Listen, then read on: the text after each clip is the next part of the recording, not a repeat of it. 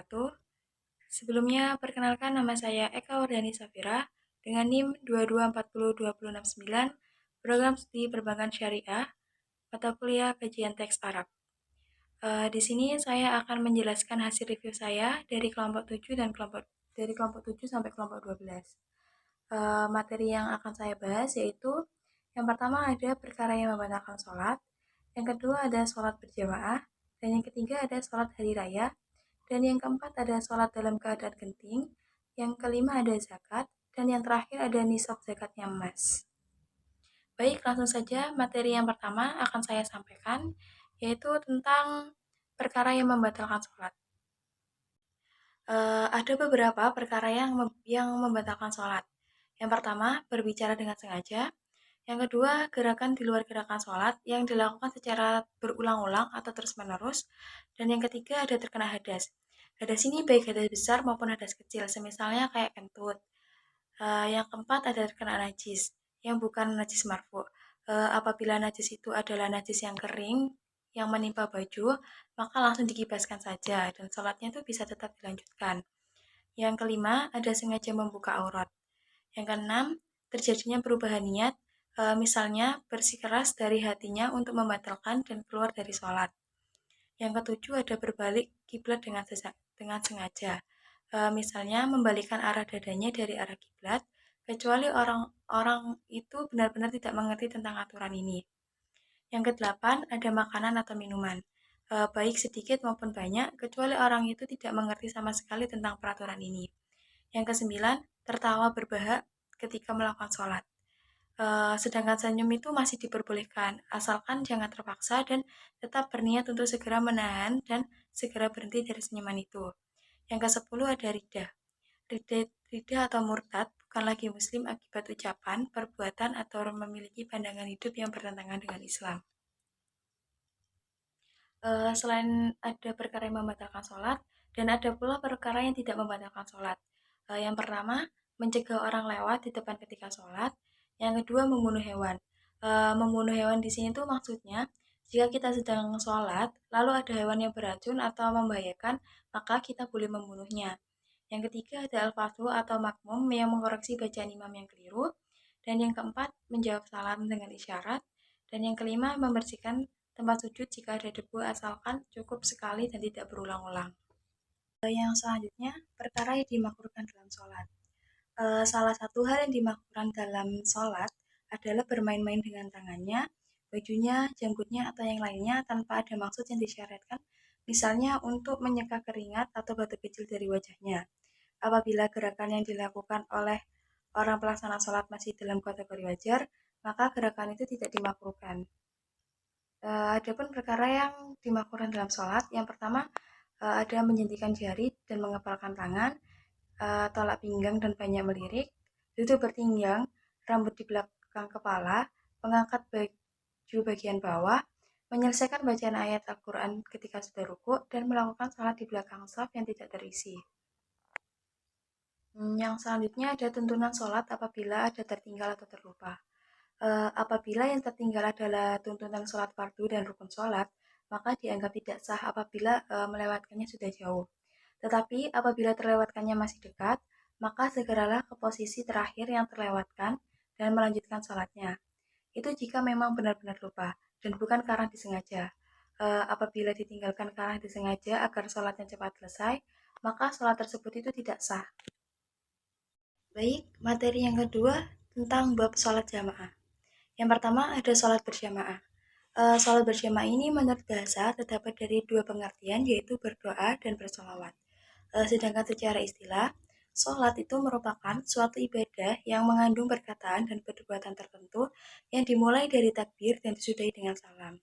Sedangkan jamaah menurut bahasa itu berasal dari kata jamak, yang artinya mengumpulkan sesuatu dengan mendekatkan.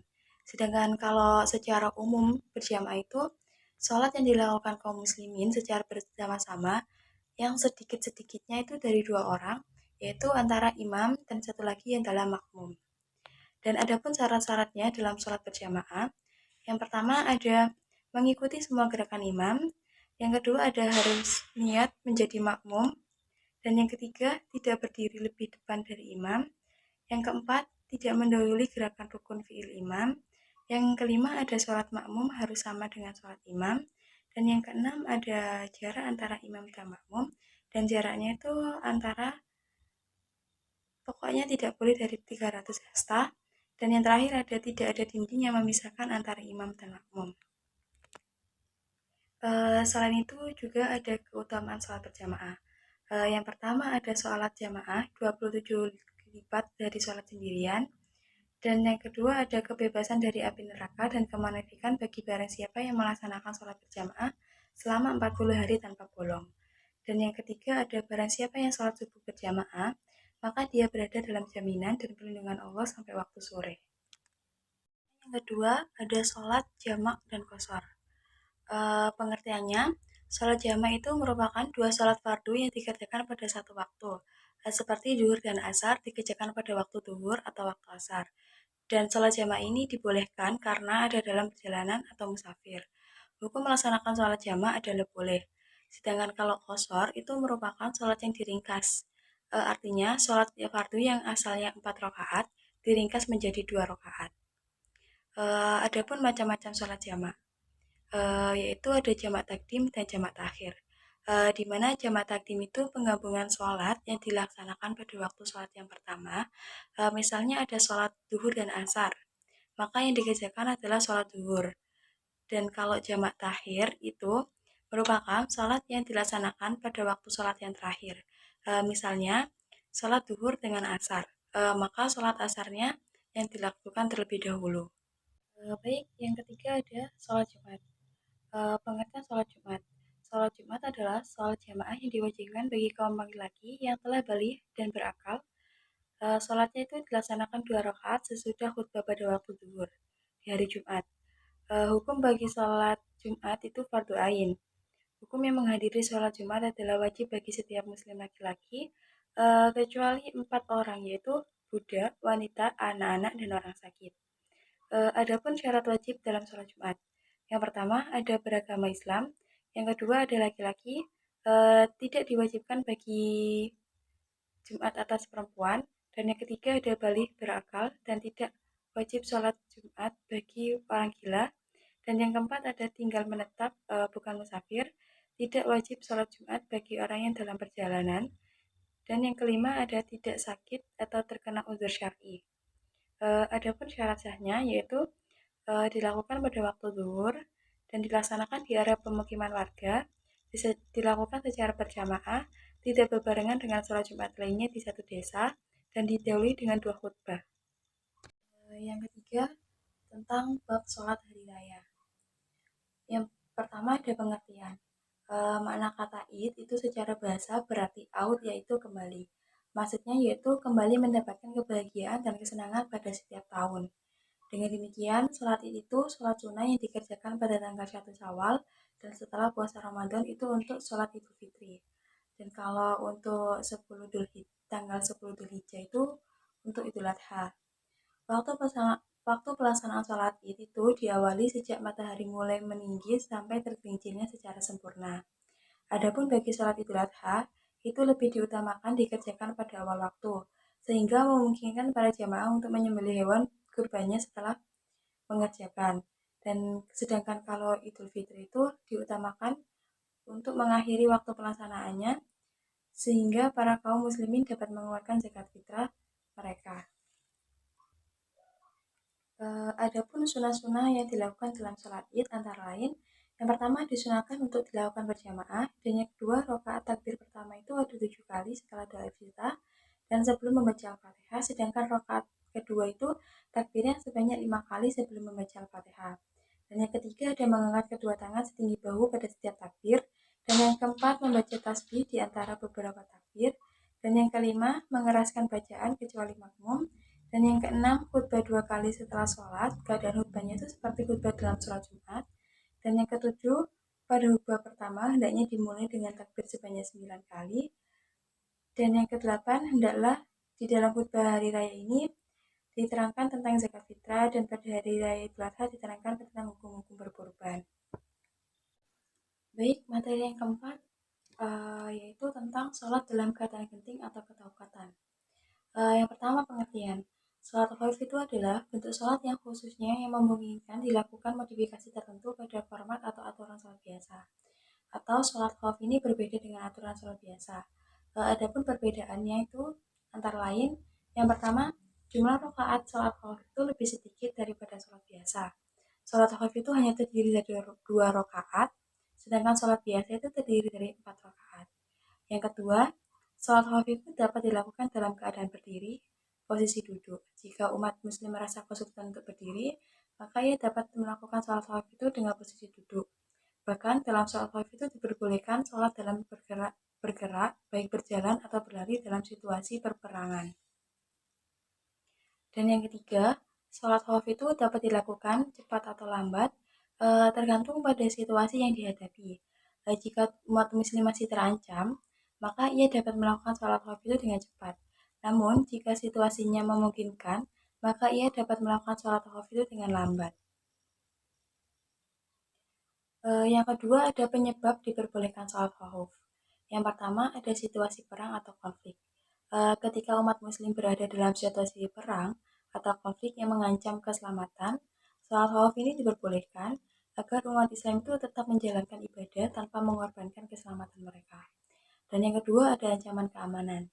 Jika terdapat ancaman keamanan yang mengancam keselamatan umat muslim, seperti kayak teroris, kejahatan, sholat khauf itu diperbolehkan agar umat muslim dapat menjalankan sholat dengan tetap memperhatikan keselamatan mereka. Yang selanjutnya, ada pun macam-macam sholat khauf. Dalam kitab Matan Takrib Al-Ghoya wa Takrib, karya Syekh Al-Qadi Abi Suja, Ahmad bin Husain dijelaskan bahwa sholat khauf ini ada 3. Yang pertama, ketika musuh tidak berada di arah kiblat. Dalam kondisi ini, jamaah terbagi menjadi 2 kelompok. Imam menunaikan sholat bersama salah satu kelompok jamaah, sedangkan kelompok lainnya menghadapi musuh. Setelah kelompok pertama selesai sholat, mereka itu bertukar tempat dengan kelompok kedua, dan kelompok kedua itu menunaikan sholat sambil menghadapi musuh. Dan yang kedua, ketika musuh berada di arah kiblat. Dalam kondisi ini, imam mengatur makmum menjadi 2 baris dan mengucapkan takbiratul ihram bersama mereka. Apabila imam sujud, maka salah satu barisan ikut sujud bersama imam. Sedangkan barisan yang satu tetap berdiri untuk melindungi barisan yang sedang sujud. Apabila barisan yang sedang berdiri, maka barisan yang tadinya berdiri itu ganti sujud lalu berdiri menyusul imam. Dan yang ketiga, dalam kondisi sangat genting dan perang sedang berkecamuk. Dalam kondisi seperti ini, setiap orang mengerjakan sholat dengan cara sekiranya memungkinkan, baik berjalan maupun naik kendaraan, baik dengan menghadap kiblat maupun tidak menghadap kiblat. Dari yang kelima, yaitu tentang zakat. Zakat berasal dari kata bahasa Arab az-zakah. Ia adalah masdar dari fi'il madhi zakah yang memiliki arti bertambah, bertumbuh, berkembang, serta bermakna suci. Zakat ini terbagi menjadi 2, yaitu zakat mal dan zakat fitrah. Di mana zakat mal menurut syariat merupakan kepemilikan barang atau sesuatu yang dapat dimiliki atau dikuasai sebagaimana lazimnya. Sebagai contohnya tuh kayak rumah, mobil, ternak, hasil pertanian, emas, perak, dan lainnya. Tapi dengan syarat kepemilikannya sempurna, produktif, mencapai nisab, melebihi kebutuhan pokok, terbebas dari hutang. Sedangkan kalau zakat fitrah itu merupakan kewajiban bagi umat Islam setiap bulan Ramadan. Besar zakat fitrahnya yang wajib dikeluarkan itu sebesar 1 sok yang setara dengan 3,5 liter atau 2,5 kilogram. Makanan pokok setempat yang bisa dimakan oleh orang yang bersangkutan seperti kayak beras, gandum, kurma. Adapun rukun dalam zakat, di antaranya yang pertama ada proses pengeluaran hak milik dari sebagian harta yang diwajibkan yang dikeluarkan zakatnya. Yang kedua, penyerahan harta tersebut dari muzaki kepada orang yang bertugas satu, orang yang mengurusi zakat yaitu amil. Yang ketiga, penyerahan amil zakat kepada yang berhak menerima zakat mustahik sebagai hamil, sebagai milik. Kemudian adapun syarat-syaratnya, yang pertama adalah beragama Islam, Muslim, mencapai nisab dengan kepemilikan sempurna, memenuhi golongan 1 haul. Adapun golongan atau kelompok yang berhak menerima zakat biasanya disebut dengan mustahik zakat, yaitu seperti kayak fakir, miskin, amil atau dikenal dengan amil zakat, yang yaitu suatu profesi atau petugas pencatat zakat yang telah ditugaskan oleh pemerintah untuk menghimpun harta zakat, mencatat, menjaga, mengumpulkan, sehingga mendistribusikan zakat kepada para mustahik zakat. Selanjutnya ada mu'alaf, firikob, horim, fisabilillah, dan ibnu sabil. Ibnu sabil ini merupakan orang-orang yang sedang dalam perjalanan atau berpergian musafir untuk menunaikan suatu hal yang baik, ta'ah, tidak termasuk dalam maksiat. Yang selanjutnya ada nisab. Nisab ini adalah kadar kuantitas minimal suatu harta yang dikenai kewajiban zakat, sehingga tidak ada kewajiban zakat bagi harta yang belum mencapai nisab, seperti zakat tanaman dan zakat hewan ternak. Zakat tanaman, nisab kurma dan anggur sama dengan nisab padi adalah 5 aswak, yaitu 647 kg. Jika pengairannya menggunakan diesel yang dikeluarkan 5%, jika pengairannya mengandalkan hujan atau kali yang dikeluarkan hanya 10%. Dan jika keduanya, maka yang harus dikeluarkan adalah Taltat Arbail Usyur atau 7,5%. Sedangkan zakat hewan ternak, apabila jumlahnya melebihi jumlah 121 ekor unta, maka setiap 40 ekor yang dizakati dengan seekor unta yang berumur 2 tahun atau lebih, dan untuk setiap 50 ekor hewan. Zakatnya adalah seekor unta yang berumur 3 tahun atau lebih, setiap 30 ekor sapi atau kerbau, zakatnya adalah 1 ekor anak sapi atau kerbau usia 1 tahun atau lebih. Dan setiap 40 ekor sapi atau kerbau, zakatnya adalah 1 ekor anak sapi dan atau kerbau usia 2 tahun atau lebih. Tidak diwajibkan zakat atas kambing atau domba kecuali mencapai 40 ekor. Jika jumlahnya lebih dari 120 ekor, zakatnya adalah 2 ekor domba yang usianya 1 tahun atau 2 ekor kambing berusia dengan 2 tahun. Dan jika jumlahnya lebih dari 200 ekor, zakatnya itu 3 ekor domba usia 1 tahun dan 3 ekor kambing usia 2 tahun. Setelah itu, pada setiap 100 ekor, zakatnya adalah seekor domba usia 1 tahun atau kambing yang usianya 2 tahun. Baik, yang terakhir yaitu materi ke-6, nisabnya zakat emas. Nisab zakat emas adalah 200 dinar miskal atau setara dengan 96 gram, dan menurut beberapa pendapat ulama itu setara dengan 85 gram. Sehingga apabila ada seseorang memiliki emas minimum 85 gram, terkena potongan zakat dan mengeluarkan 2,5% atau 1/4 Sedangkan kalau nisab zakat perak itu 200 dirham, setara dengan 543,35 gram, dengan potongan zakatnya 2,5% apabila telah dimiliki cukup 1 tahun. Nisab zakat pertanian yang berupa biji atau biji makanan yang mengenyangkan dan buah-buahan adalah 5 wasak, sekitar 930 liter, bersih dari kulitnya. 1 wasak sama dengan 60 sak, 5 wasak sama dengan 300 sak, 1 sak sama dengan 3,1 liter. Jadi 300 kali 31 sama dengan 930 liter, itu sama dengan 1 nisab.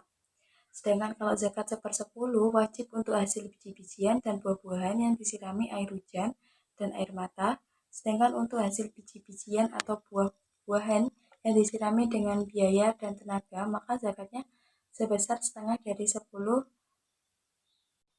Jika untuk hasil biji-bijian dan buah-buahan yang sesekali disiram dengan air hujan dan sesekali menggunakan air dengan pembiayaan, maka zakatnya sebesar 7,5%. Sedangkan kalau zakat perniagaan itu zakat yang dikeluarkan dari harga niaga. Perhitungan zakat perniagaan itu dihitung dari tahun dimulainya berniaga. Untuk harga perniagaan yang dihitung bukan hanya laba yang diperoleh saja, akan tetapi juga seluruh barang yang diperdagangkan. Apabila sudah mencapai nisab, maka wajib dikeluarkan zakat sebesar 2,5%.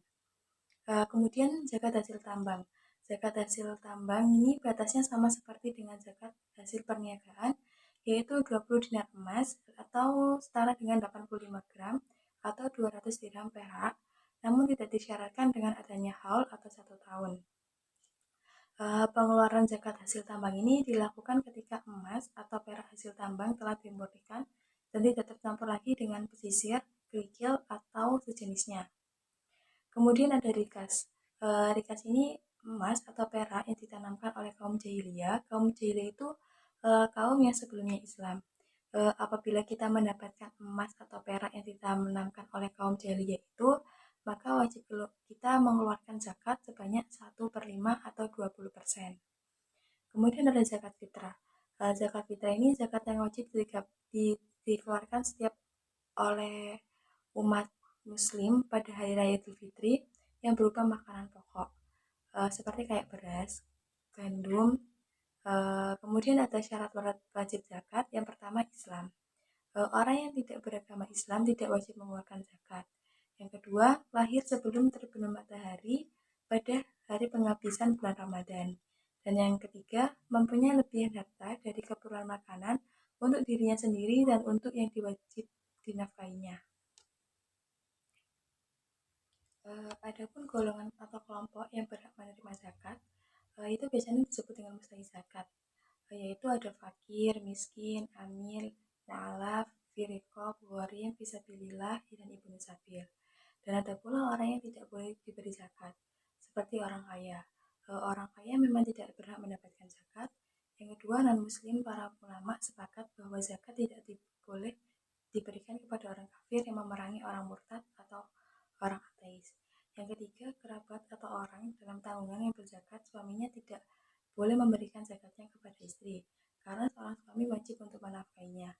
Yang keempat ada hamba sahaya, karena mereka mendapatkan nafkah dari Tuhan mereka. Dan yang kelima, keluarga Nabi Muhammad SAW. Sekian dari presentasi saya. Kurang lebihnya mohon maaf. Wassalamualaikum warahmatullahi wabarakatuh. Baik, sekian dari materi yang saya sampaikan. Kurang lebihnya saya mohon maaf. Wassalamualaikum warahmatullahi wabarakatuh.